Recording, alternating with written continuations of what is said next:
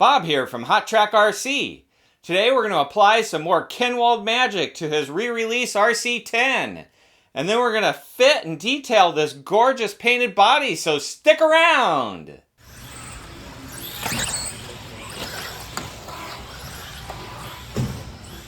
We made a lot of changes to Brian's car last time, including hardware, upgrading some plastic colors, moving the servo around, but we didn't get to everything. This time we're going to countersink the front and rear shock towers. We're going to put some more blue hardware in place. I'm going to show you some special 100-degree countersink screws that we need for the front nose tubes that we need to cut down.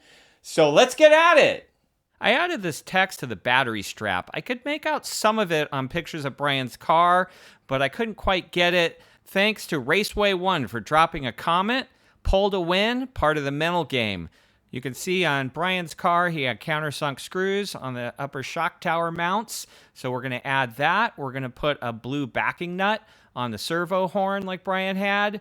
We're going to add a brass spacer under the front ball stud. Possibly a more significant change is we need to shorten these nose tubes so they don't hang back where the servo goes and just lighten them up. There's really no reason for that material to be back there. And we need to make some space for the blue shims that go up here on the nose piece. So let's pull everything apart. Yeah, it seems like we just put all this together, but as I said, this is kind of an iterative process, I think, to get everything right on Brian's car, and this isn't going to be the final iteration. But we're going to get closer here and do some fun stuff, so I'm excited. We need to strip these shock towers down so we can countersink them and get everything cleaned up. I didn't put a lot of servo tape on that servo intentionally because I thought I'd be doing this soon. And sure enough, here I am pulling that out again. This Kinwald kit is so cool. I don't mind taking it back apart and putting it together again because I just enjoy it. I took that battery strap off just to make more space, wouldn't have to, and then we'll pull these screws out. So we need to countersink the opposite side that's countersunk for the mounting holes. We need to countersink that, and then we're going to put some blue nuts on the back of the hub carriers here. So we'll get that going. Of course, I use Loctite. Here's the nuts I could find. They have white nylon locks in there, which I think looks correct. I found some others that have black, but I like this white. I don't know if these nuts are as small as Brian's. They might be a little bit larger, but doing my best here. Okay, now we need to cut some material off this servo horn so that I can put a nut on that. It's got a little boss in there for the screw or the ball stud to sit in, and now I'm going to remove some of that, and I'm going to go with a longer ball stud so there's enough material there. I always check them, make sure that I pulled the right size, and I did, so now we're going to shave that a little bit. Do not use the countersink that I'm showing here. It will not cut carbon fiber or iridium well. Stick around to the end and I'll show you the right tool for this. Okay, here's the 440 by 3/4 inch flathead screws that we're going to use for the upper mounts on these shock towers. They're stainless steel. Why did Brian use all countersunk hardware on his car? I don't know. It might be slightly lighter, and it's certainly custom looking. Anyway, it's cool to do something different.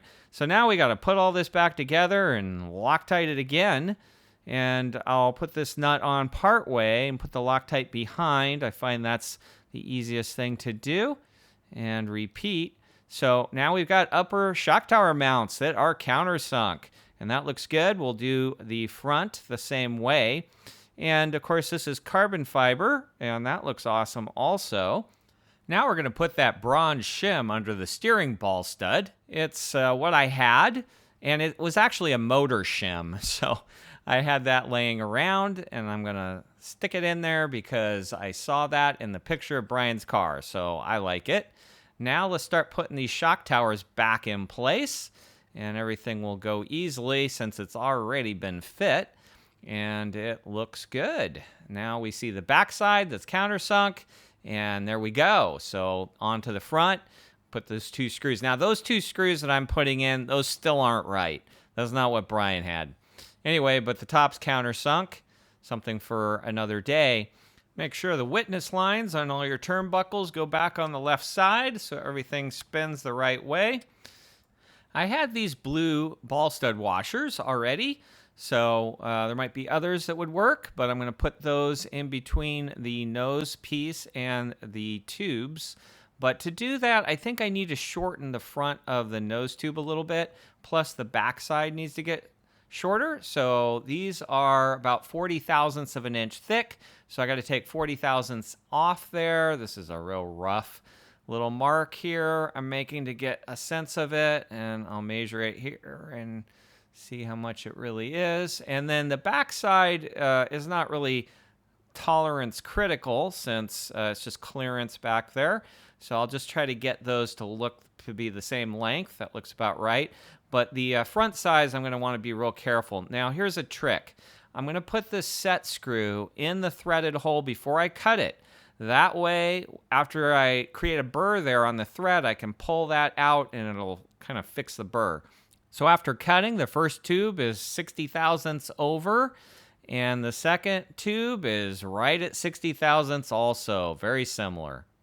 And I'm taking the set screw out, it's pulling the burr out and the chips. That's working really well, and now the screw will thread right in there without a problem. Otherwise, you may have an issue getting it to start. So be careful about that. Here's the other one coming out, same thing. So that worked really well. And I was able to get these two tubes to be very close in length after cutting them. And now I can go cut the rear, which I've done now. And again, that's just clearance, but overall, the tubes match well. So just take your time. Did Brian cut the tube or just jam that shim in there? I don't know, but mine was really tight. Now here we're going to put a countersunk screw in this position, but I didn't do it the first time because of how thin the wall is. So now what you want to do is get a special 100-degree countersunk screw.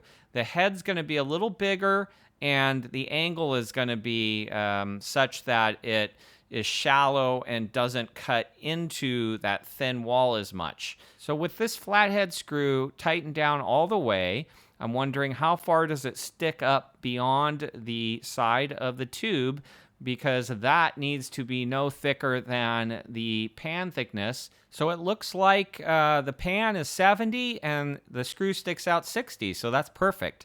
Now I went and countersunk that hole, and I'm going to put this back together. Notice the larger head on the 100-degree countersink. I'm going to put the smaller one up front and put on that blue shim, and I'll spin the nose tube on.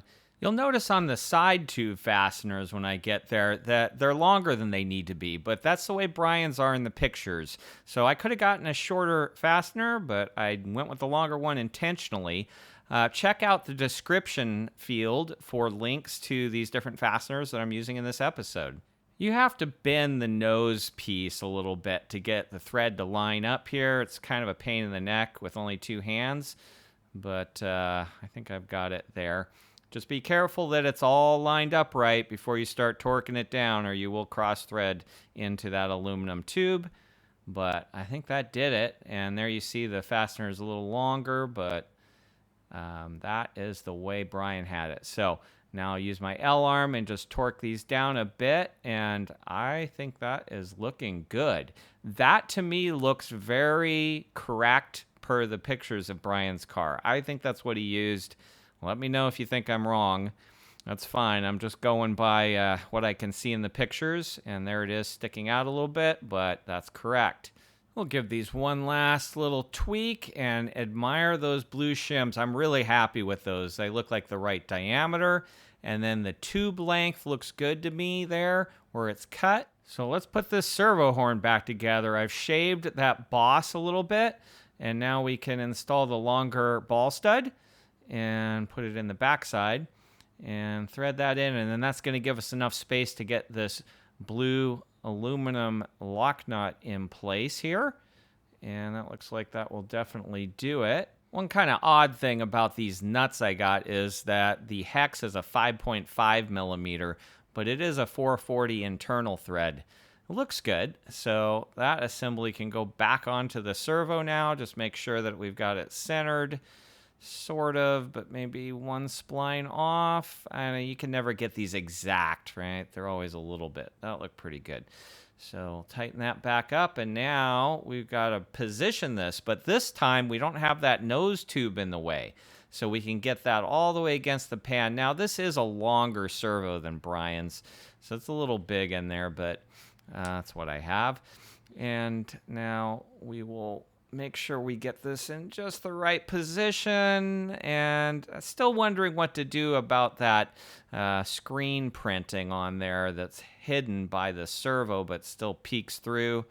Now we'll use this L arm here to support the bell crank so that when I push on this ball cup, it does not Brinell the ball bearings. That is really important. And it works quite well. Just pick out an L arm that fits in there well. And that all looks good. The angle of the linkage is better. Brian has nuts on his rear arm mounts on the rear screw in particular, which you can see in the picture there. This is a small area of commonality between myself and Brian, I guess. I have put these nuts on that location in the past, as I'm sure many others have, because those screws tend to start pulling out of the threads on the arm mount, and it just makes everything more robust and tighter. Here I loosened up the screw a little bit to make it easier to get the nut in there, and then tighten it down, and then use a wrench to cinch it up the last little bit.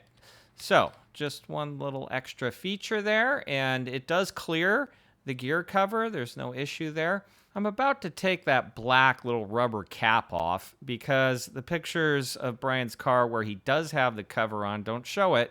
He ran a Hydra drive, of course. Now here's the 3/4 inch socket head cap screws that I'm going to use for the bottom of the shocks. And I'm going to put those on the front too, but I think Brian had the countersunk on the bottom of the fronts as well.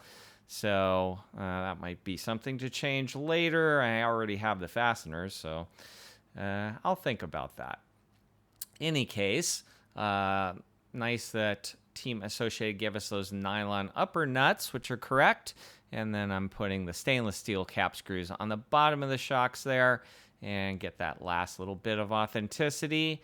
Everything's moving freely. We've got those blue lock nuts on the back of the hub carriers. So now onto the front, and again the top is a nylon nut, but I'm going to put the cap screws on the bottom here, and maybe I'll look at countersinking that. I mean, these fit really well into that little counter bore in the arm, so it seems kind of odd to change that to a countersunk screw. We'll see. But anyway, that's on the outer hole, and the adjusting screws on the front shocks are on the inside. And there's our 100-degree flathead screws and our blue spacers. And here's the backing nut on our servo horn. And then we've got our bronze spacer under our bell crank ball stud. And of course, our countersunk shock tower screws, front and back. Back being iridium.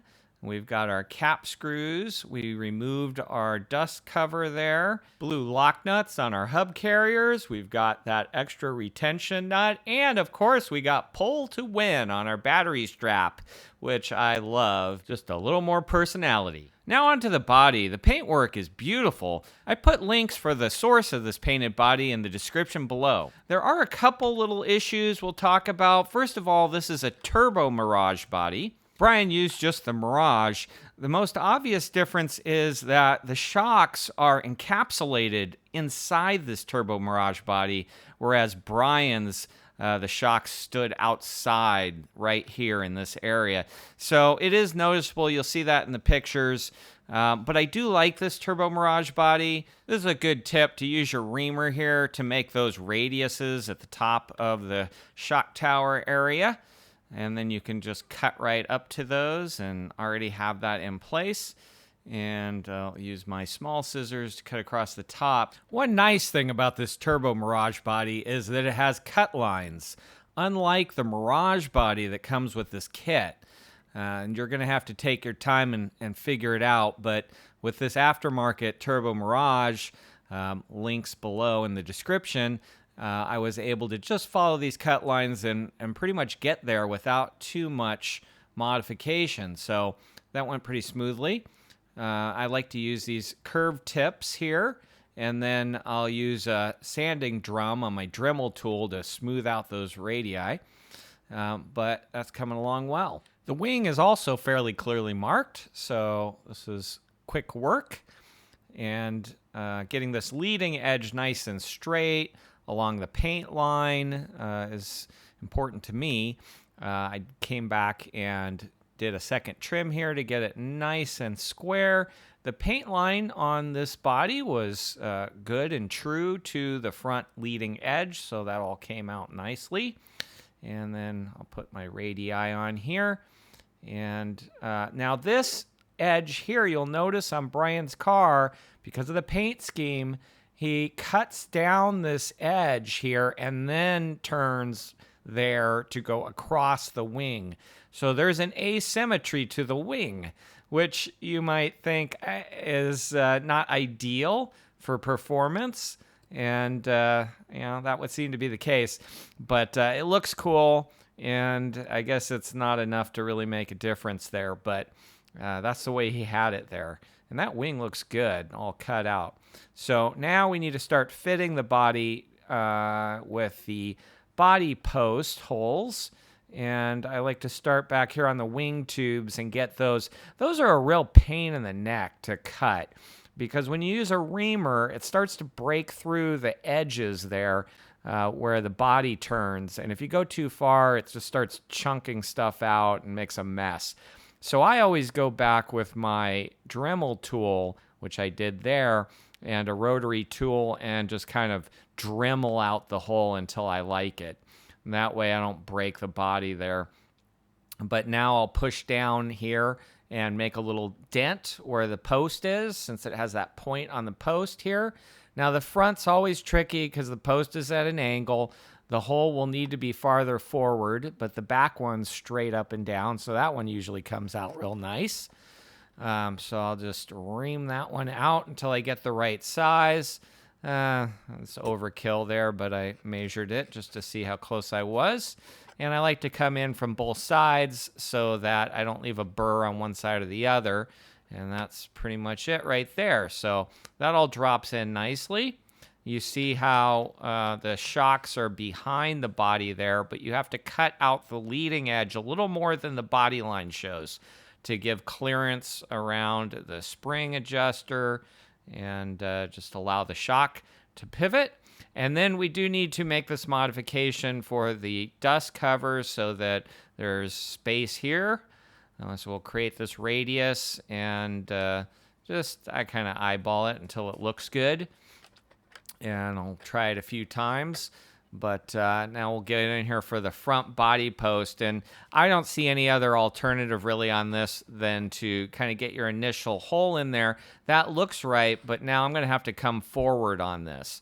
So I'll make a little mark, which is pretty crude, but more or less that's where I need to move the hole with the Dremel tool. But that's looking good. Cut lines. Of course, I still got the protective film on here. That's why it looks dull. So now I've got that slot made, and it's fitting down where it needs to. And that's why I could draw on the top, because the film's on there. The radius looks good around, and you can see now we need to put the hole in for the tube of the antenna. Now that hole needs to be close, really close to the driver or the window there. And it's always closer than you think. I don't have it quite close enough here, unfortunately. I should have gotten it even farther over. So go as far over as you can. Now you see how the shock's inset there in the body. And then I'll start putting tape on the inside here to protect around where the shock tower would rub on the inside of the body so it doesn't rub through and damage the paint. I'm using electrician's tape here. I used to do that. I don't know. It conforms better to the different contours than the Mylar that I use on other areas. This will bend around and conform. So I like that. That looks good. And then right here is where the gear cover rubs up in there. So I'll put a piece there. And then now I'll use Mylar around the front fenders here so that these areas don't get scraped up. And this is pretty easy. You just make a big square piece here, and then take an X-Acto knife and just run it around there, and then you'll get a perfect fit every time. So that works out nicely. And I do like the Mylar, but it doesn't bend very well over the contours. And now we'll pull the film off. This is always the fun part. And it'll come off in one big piece usually, unless I tear it. But there it goes. And the gloss on these bodies is always so fun to see after you remove that Mylar. Time for the fun part, the decals, and we got a lot of them. I didn't have these numbers for my 2014 World's Car reissue, which also sports the Kinwald graphics, but no window numbers on that car. So this is the first time I'm doing this. You'll notice on the original pictures that Brian has his transponder hole right through the middle of that front window 8. Now we're going to put the hood decal on. The Novak sticker there is not part of the Kinwald design from what I can tell, so I'm removing that. But I'm still going to have an issue here after I trim this as closely as I can to the lettering. If you have a keen eye, you may have noticed that the paint drips on this body are very long, much longer drips than on Brian's car. And as a result, the Team Associated is going to be on top of those paint drips. Now, you might think that's okay, but it's not the way Brian's car was. And when I get this on here, I don't really love that it's covering up the drip and it looks busy there, and I wasn't happy with that. But nonetheless, I want to put it on here and see how it looks. I got the bottom part of the logo where I want it, but now I don't like that. So anyway, I'll trim out the body mount hole here through the middle of the buggy, and then I remove that. So now I'm missing the Team Associated logo, and that's actually the only place on this car where the Team Associated name is there. So that's kind of a problem I'll have to come back and address here. But in the meantime, I'll put this Airtronics sticker on the side, which looks super cool. I'm happy with that. I'll get the Team Novak here on the front, and those go on easily, and I don't have any issue with paint drips in that area. Now this sticker is a little bigger, but this side's a lot easier than the other side, as we'll see in a moment. But you got to trim that sticker really close to the top edge because it needs to go right up against the curve there. So I like to cut part of the backing off and then line it all up and then remove the second half and keep rubbing it through here to keep the bubbles out. And then make sure you follow the contours, don't let it crumple. But that's good there. But you can see how close everything is. The bottom of the F kind of intersects a little bit. That's okay. And then the hole there for the antenna. And now we'll move on to the roof. And this is one big graphic. I personally don't see the need to cut this into individual pieces. I think that would just be more edges. So I'm going to leave it. Always make sure I don't have any dust, anything underneath where I'm going to put my graphic, and then cut my edge off. In this case, I'm going to line it up on the front or top edge of the windshield and then run it on back. So when I get this all on here, I think it's nice just to have it as one piece there, and you don't really see decal lines too much. So I'm happy with that. And now we'll go to the other side. Now this is the tricky side because we have this scoop that's in the way, and the graphic is sort of designed to fit around that.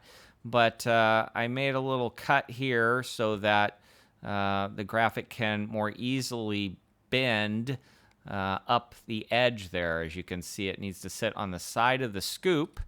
So that is helpful. And then heat it up a little bit since there's a lot of deflection going on here and you want to follow the contours. But that all actually will go pretty well. I didn't like exactly where I had it there, so careful when you lift, but if you're gentle, it will come back up. And the problem is, the longer you work with this, the more chance you have of getting contaminants and particles and stuff underneath it. So you kind of need to commit and get it down sooner than later. But that's good there. That all laid down nicely. And the D is up on top. So now we'll just put the last couple of letters here on top of the scoop, which is the easy part. And voila. That looks really good. And we'll drop the Airtronics logo on the driver's side here. Now, you can use your X-Acto knife to pull a sticker back up, but be careful you don't cut through the sticker. Now, these are not exactly the same decals that Brian had.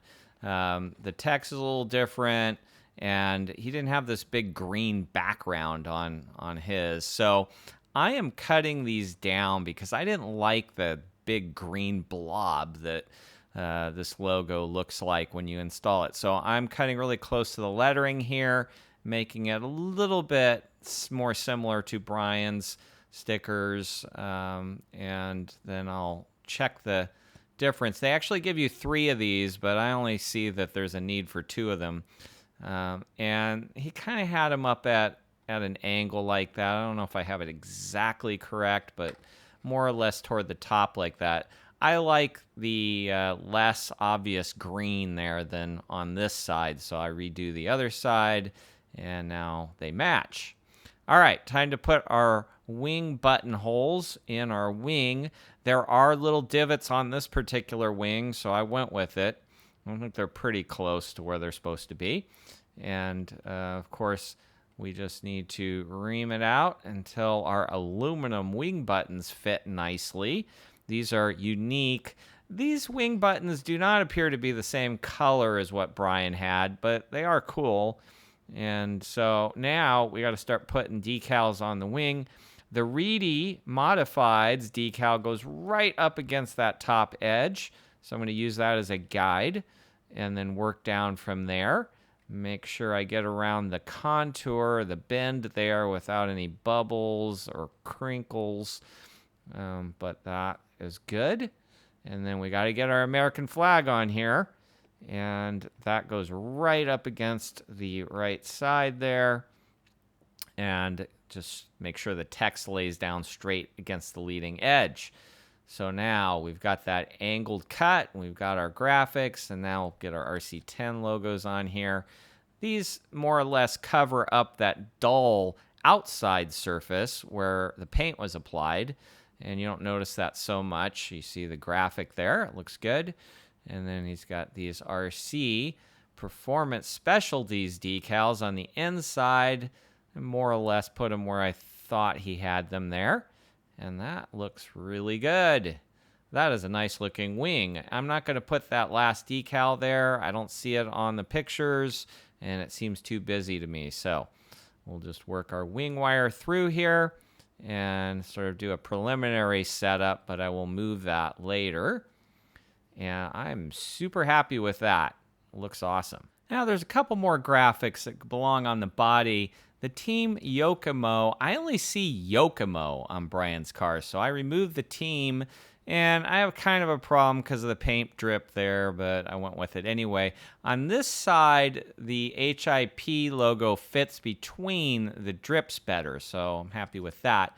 Now, I have a Team Associated logo from another sticker sheet that is smaller, and I am going to put it in here, and it'll not be real obvious to most that this is not the correct size text for the Team Associated, but I'm super happy to have it because now it fills the space and we have the Team Associated logo on the body where it's supposed to be, and it all looks good, and I don't think you'd really notice unless you compared it next to another one. So that was a good solution for me. This is definitely one of the coolest box art paint schemes of all the vintage cars, in my opinion, and certainly iconic. In my opinion, it pays to do the fitting work early on in the process, so at this point, you just get to enjoy installing the body and the wing, and then admire the craftsmanship and the beauty of this paint scheme, there's one last little customization that you have to make to this wing, and that is writing in "Game Over" across the top of the drip there. I practiced a couple times with a good Sharpie on some scrap material and then wrote it in, and I'm happy with it. And really happy overall with this body. It's just gorgeous. All the details and the authenticity, pretty good, but it is a Turbo Mirage body. I get it. It's not quite identical to Brian's, but I'm happy with it. Now, you may be aware that Brian used custom machined body posts, and I don't have a way to make those. I don't have a source for them. Maybe somebody out there knows. So I'm going to use some black posts from Fan RC, and I'm going to cut the top there, which I did, and make it flat so that it looks more like the body post sticking out. There should be a hole all the way through. His posts had a through hole, so you can see there was a diameter on the top.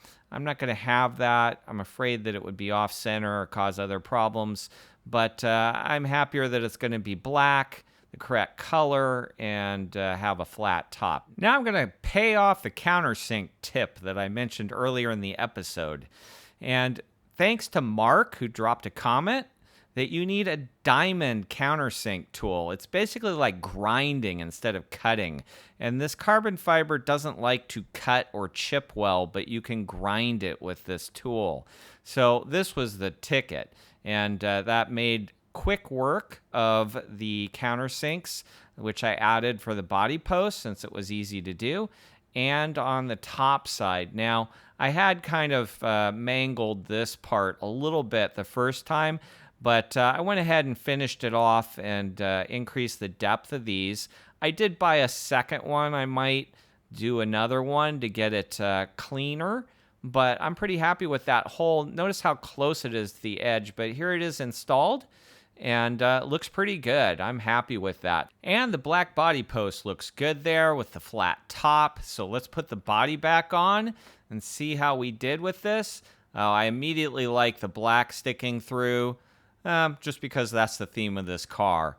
And there it is. The black kind of works with the buggy colors there. The back's hidden under the wing, so you're not going to notice that much, but there it is with the wing. And if you kind of peek under there, it's black. It's the right color, so super happy. This is my tribute to one of the last magazine pictures taken of Brian's car before it was stolen. I'm super excited about how this turned out. Well, that's the end of the Kinwald series, at least for now. In the meantime, we need to build a Masami. And then there's that graphite that's still hanging around on the shelf. So if you're interested in that, then we'll see you next time.